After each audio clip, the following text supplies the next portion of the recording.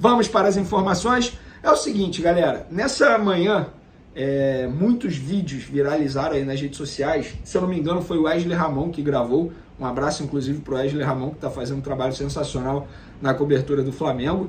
Ele gravou alguns vídeos aí mostrando... Eu não vou dizer torcedores não, galera, porque para mim isso é vândalo, de verdade, assim.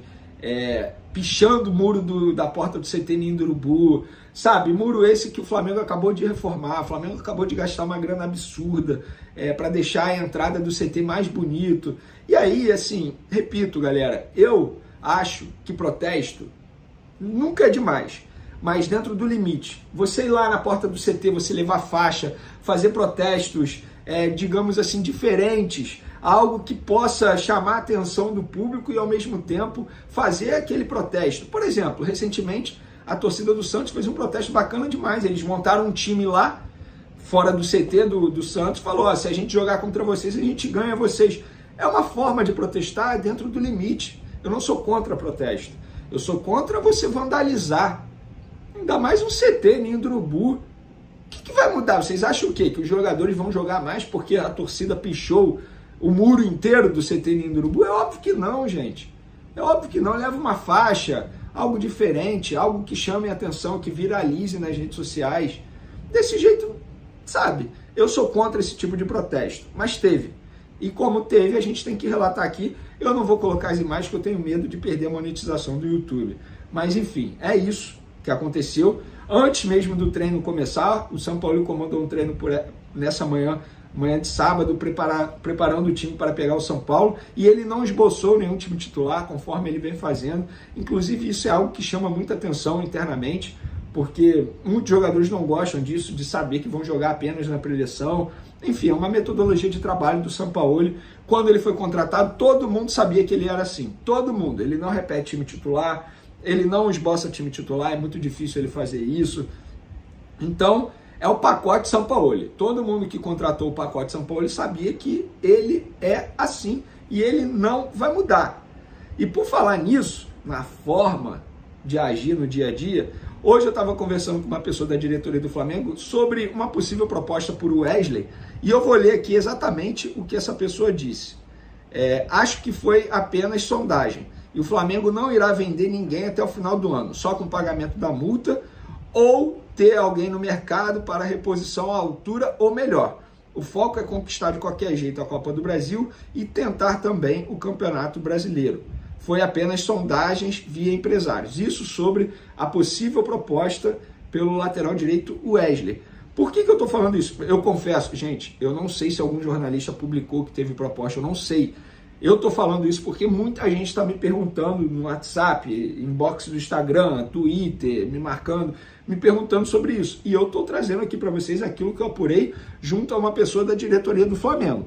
E aí, essa pessoa emendou o seguinte: o Sampaoli é muito esquisito, Venê. Ele gosta e dá toda atenção aos jogadores que gostam e são os titulares e que entram em todo jogo. O restante não dá atenção. Isso é ruim, muito ruim. Ele já disse que quer 18 jogadores muito bons e o resto meninos que entram caso necessário. Vive pedindo contratações, mas ele nunca teve um elenco como esse. Ele que não consegue formar um time apesar do elenco. E assim, é verdade isso. Se a gente for parar e analisar, por exemplo, no futebol brasileiro, Santos e Atlético Mineiro, esses dois times, ou melhor, esses dois elencos não eram como é o elenco do Flamengo hoje em dia. Cara, se a gente parar e analisar o elenco do Flamengo hoje, chama muita atenção, porque o investimento é muito alto.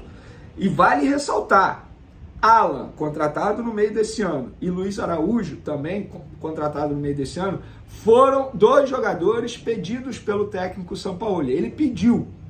Ele pode até alegar que o Rossi ele não pediu, porque foi contratado no começo do ano, beleza. Mas o Alan e o Luiz Araújo, ele pediu e a diretoria fez um esforço absurdo, e um esforço também financeiro, falando, para trazer esses dois jogadores a pedido do técnico Jorge Sampaoli. Mas, até o momento, o Sampaoli de fato está deixando a desejar. Eu brinquei aqui no vídeo anterior, se eu não me engano, fiz uma analogia, que o Sampaoli para mim é como aquela pessoa que eu sempre quis sair, chamar para jantar, conhecer melhor, aquele amor platônico, que quando você conhece, você percebe que não é aquilo tudo. É o Sampaoli para mim. Eu sempre quis ter o Sampaoli comandando o Flamengo. Agora que ele está comandando o Flamengo, eu percebi que ele não é isso tudo. Não é mesmo assim, infelizmente. Não está conseguindo fazer o time jogar. Eu sei que muitos pontos negativos do Flamengo não têm ligação ao Sampaoli e são desde antes da chegada do treinador. Concordo. Mas se a gente parar e analisar o desempenho do Flamengo com o Sampaoli, era para estar melhor. Eu esperava muito mais do Sampaoli. Ele acabou de ser eliminado para o Olímpia de virada, 3-1, gente. Vergonhosa a eliminação do Flamengo. E acho que ele tem obrigação, sim, de buscar a Copa do Brasil. Ele saiu na frente do Grêmio, 2-0. Na outra chave, ele pega Corinthians ou São Paulo. O Flamengo tem a obrigação de ganhar a Copa do Brasil desse ano. Por respeito aos torcedores do Flamengo que estão vivenciando vexame atrás de vexame nessa temporada. Ou eu preciso recordar aqui os vexames. Perdendo pro Al-Hilal no Mundial, perdendo Supercopa do Brasil, perdendo Recopa do Brasil, perdendo o Campeonato Carioca. Vamos lá, tem mais. Libertadores. Gente, o Flamengo em 4 jogos na Libertadores esse ano, fora de casa, não venceu nenhum. 2 empates, 2 derrotas. E estamos falando de adversários teoricamente tranquilos, gente. Eu publiquei isso aqui no meu Twitter ontem. Vamos lá. Alcas, fora. O Flamengo perdeu de 2-1. Quem é Alcas? Racing, fora. 1-1. Racing, beleza. Vou até aceitar. Vamos lá. Nublense, fora. 1-1. Olímpia, fora. 3-1 Olímpia de virada. De forma vexatória. Então, galera. Só uma outra questão aqui. Muita gente me pergunta se o Flamengo vai contratar lateral esquerdo ainda esse ano. A pessoa acabou de me responder. Não, só para 2024. Pois é, inacreditável. Enfim, eu venho falando sobre isso aqui há muito tempo. Não dá para confiar no Felipe Luiz. Craque, gênio da bola, melhor lateral esquerdo que eu vi com a camisa do Flamengo. Mas fisicamente ele não aguenta mais. Isso ficou nítido contra o Olímpia, gente. Toda a jogada do time paraguaio foi nas costas do Felipe Luiz. Fisicamente ele não aguenta mais. Chega! O Flamengo deveria contratar sim um lateral esquerdo. E sobre o Al Nassr ter procurado o Flamengo, demonstrando interesse ao Ayrton Lucas, o que me relataram foi apenas uma sondagem e antes do Al Nassr contratar o Alex Telles. Não foi agora não, ou seja, tem dias isso. Vou falar agora sobre Jorge Sampaoli. Contei para vocês pela manhã que o Sampaoli, por enquanto, não corre risco de demissão. Mas, importante contextualizar que o clima para ele no vestiário rubro-negro anda bastante ruim.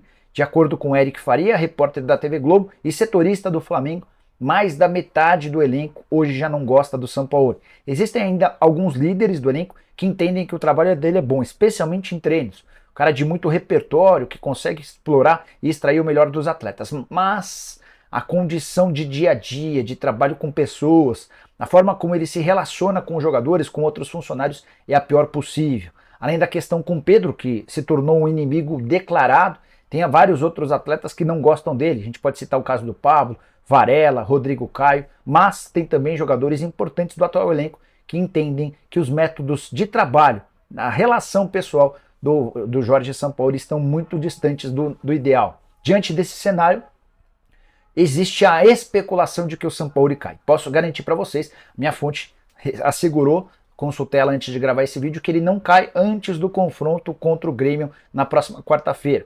O Flamengo enfrenta o São Paulo nesse final de semana, jogo do Campeonato Brasileiro. Na próxima quarta-feira recebe o Grêmio na partida de volta das semifinais da Copa do Brasil, no jogo de ida 2-0 para o Flamengo no Rio Grande do Sul.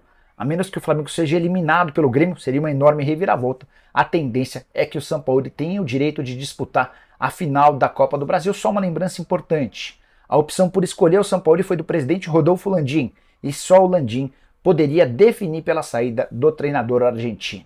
O Flamengo não conseguiu se classificar para a próxima fase da Copa Libertadores e acabou caindo diante do Olímpia nas oitavas de final. O clube, que havia aberto a vantagem de 1-0 no jogo de ida, acabou perdendo por 3-1 no jogo de volta. Mas outro assunto tem movido os bastidores do Flamengo já há algum tempo: a renovação do capitão Everton Ribeiro. Até o atual momento, ambos não haviam chegado a um acordo, e o que estaria impedindo a assinatura do jogador é a cláusula de renovação automática. A princípio, os primeiros acordos já estariam certos com o jogador e seu staff, como salários, bonificações, premiações e tempo de contrato. Inicialmente, o contrato iria até o final de 2024, podendo ser renovado automaticamente, caso o jogador atingisse um percentual de jogos. De acordo com o portal torcedores.com, essa porcentagem seria de 65% dos jogos de 2024, para poder ativar a cláusula do contrato. Mas no último encontro, o staff teria pedido para baixar esse percentual para 45% dos jogos. Porém, o Flamengo estaria visto essa opção como inviável. Fala torcedor, o Flamengo deveria renovar com Everton Ribeiro? Deixe sua opinião abaixo e até a próxima.